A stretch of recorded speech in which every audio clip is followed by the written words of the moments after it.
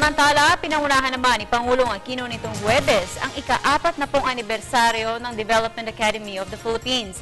Dito, binigyang diin ng Pangulo ang kahalagahan ng DAP sa reformang ipinatutupad ng pamahalaan.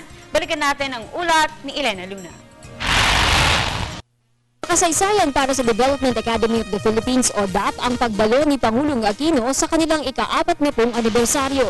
Si Pangulong Aquino ang pangalawang presidente ng bansa na naglaan ng panahon para puntahan ang kanilang tanggapan. Higit na nabigyan ng kahalagahan ng ika-4 na dekada ng DAP dahil sinundan niya ang hakbang ng kanyang ina. Si dating Pangulong Corazon Aquino ang kauna-unahan at tanging Pangulong nakapunta sa opisina nila sa Pasig City. Over the years, the DAP has truly become an instrument to others to contribute to sustainable development.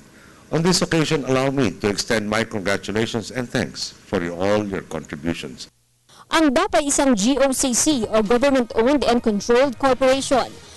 Pangunahing mandato ng DAP ang bubuo ng mga makabagong programa at plano para mas epektibong maipatupad ng pamahalaan ang mga kailangang reforma. While I may be chief executive of the country, it is certainly not within my abilities to personally oversee each and every office in the country. So I must rely on good managers, men and women in all levels of government who take pride in their jobs and are able to fulfill their demands towards serving our bosses, the Filipino people. This is where the DAP comes in. Through empowering public servants with the added learning, training, and competencies they need to meet their abilities. From diploma courses for intelligence officers to programs for senior managers and executives, to graduate degrees with specializations in rural development, security, and local governance, the DAP has a wide variety of programs that support the bureaucracy.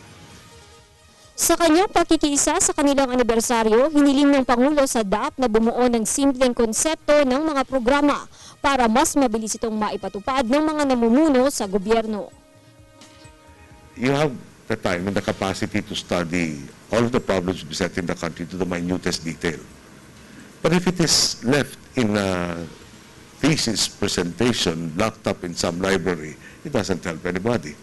Perhaps we should focus that those who are responsible for running this country on a day-to-day basis need the quick guide at the soonest possible time, and in their free times can endeavor to more fully understand the concepts that were illustrated in the quick guide. So together with a more thorough understanding of all of our projects, programs, and policies and agencies, and the quick guide, perhaps we truly will be more effective for our people. Ilan lamang sa mga programa sa gobyerno na binuo ng DAP ang Performance-Based Incentive System at Performance-Based Bonus System. Nagbibigay naman ng technical assistance ang DAP sa binubuong centralized system sa gobyerno. Para sa Telebisyon ng Bayan, Elena Luna.